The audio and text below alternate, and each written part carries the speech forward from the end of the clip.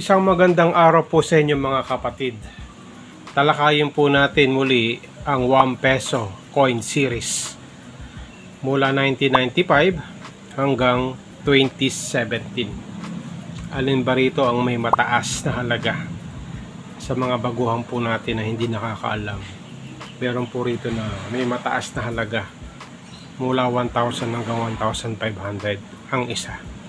Meron din po siyang NGC coins, new generation currency, at saka mga commemorative coins. So magkano na nga ba mga halaga ng mga coins dito na may mataas? Alamin po natin.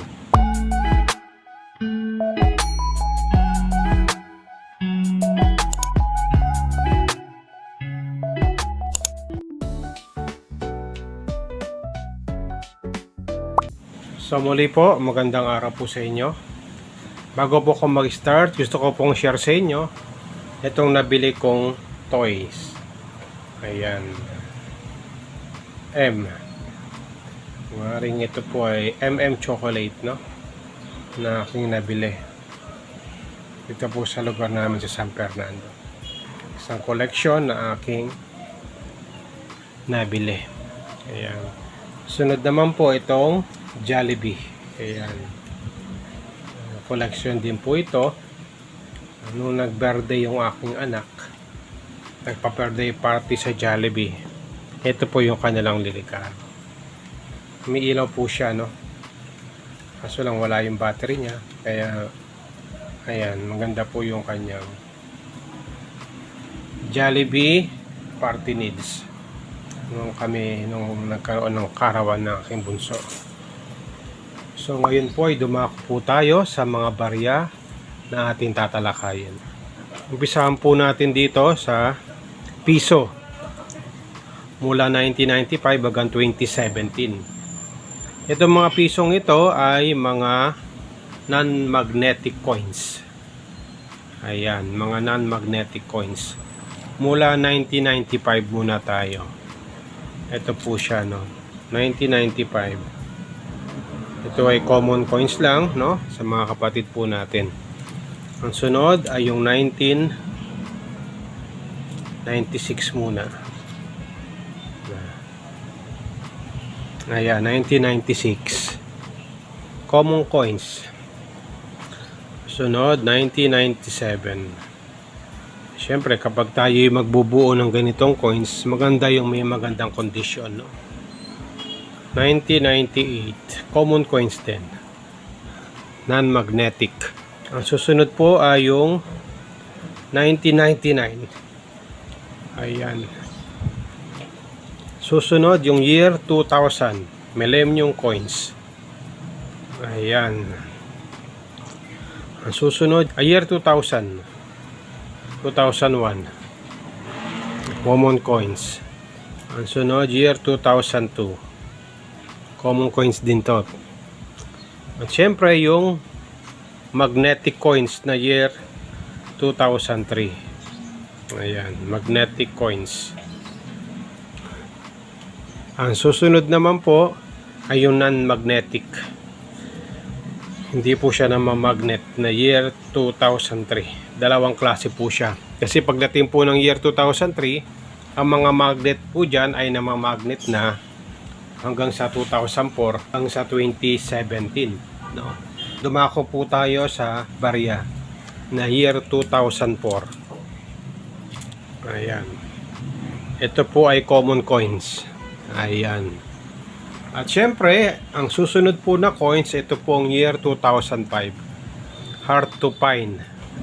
Ito po yung year 2005 ko na sinasabi ko may mataas na halaga. Yan. Pagka ganito po yung kondisyon ng inyong barya, wala pang gas-gas, top 1, maganda po yung kondisyon. Ayan, year 2005. Nasa 1,000 po yan. Yung brilliant uncirculated po nito, o yung uncirculated ay nasa 1,500. Yung magandang kondisyon. Year 2005. Ang hard to find dito po sa piso pala. Ang susunod naman po ay yung year 2006. Semi-hard to find. So may ilap-ilap na rin pong hanapin ito, ano? Yan. Ito po yung ganitong condition ay nasa 100 pataas. Ng year 2006 na semi-hard to find.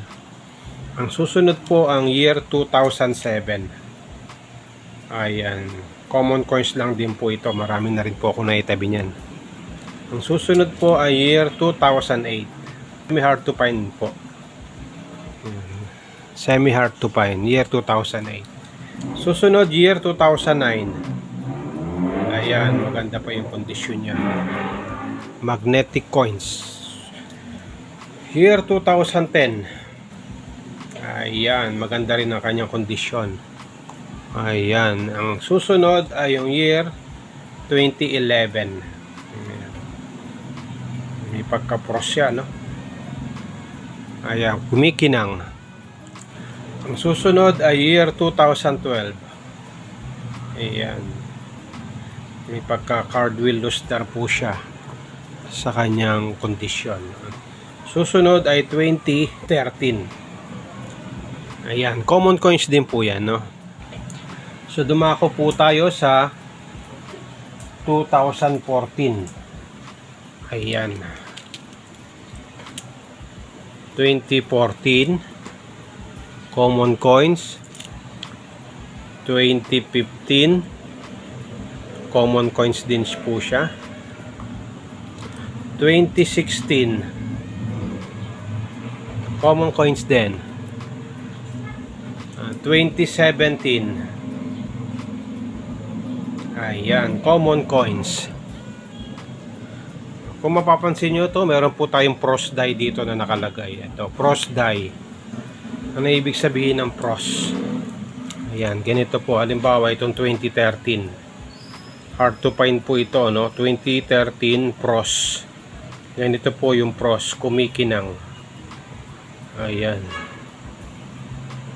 Medyo mailap na pong hanapin to sa 2013 pros. Ayan po yung pros, kumikinang. Parang nag-yellow po siya.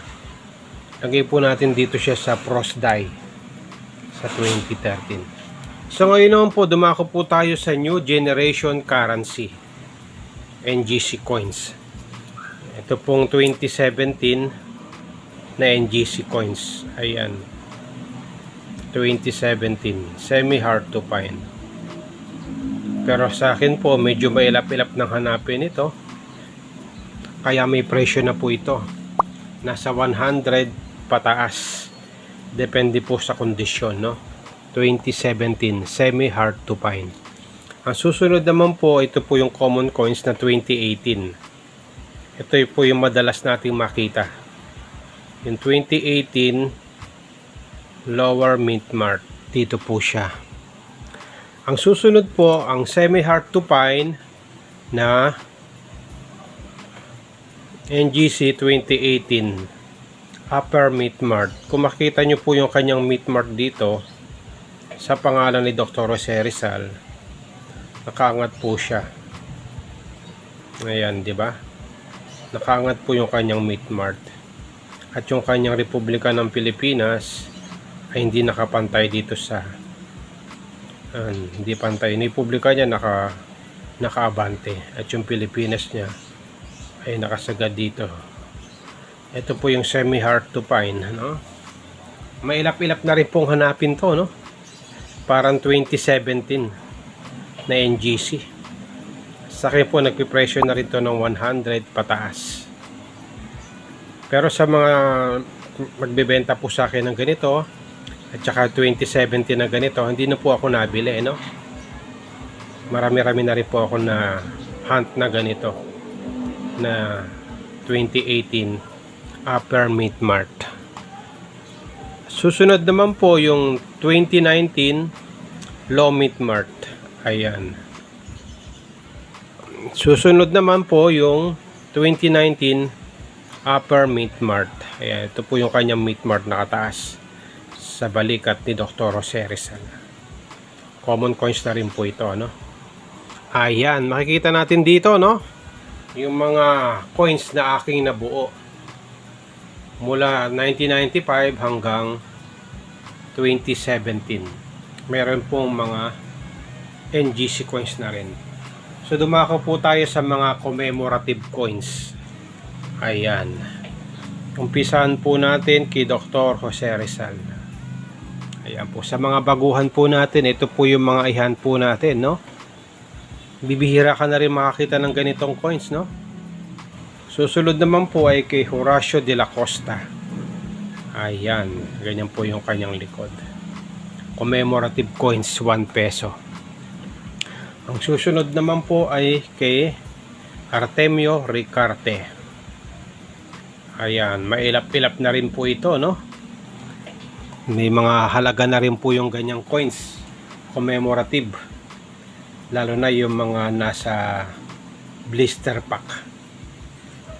Ang susunod naman po ay yung kay Isidro Torres. Ayan.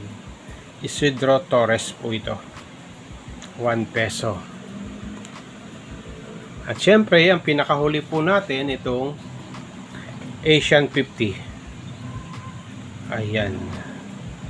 Maganda po yung kanyang kondisyon. Commemorative coins, Asian 50. So, nakompleto po natin yung set na 1 peso coin series mula 1995 hanggang 2017. Meron po siyang new generation currency at saka yung commemorative coins. Ayan po. Ang nagpamahal po dito sa bariyang ito, itong 5 peso year 2005. Top 1 sa mga piso na binibili ng ating mga kolektor.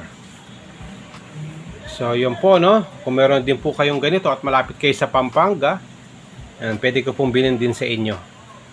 Meet up po tayo, no? Sa 1 peso 2005. So maraming salamat po sa inyong pagsubaybay sa aking YouTube channel.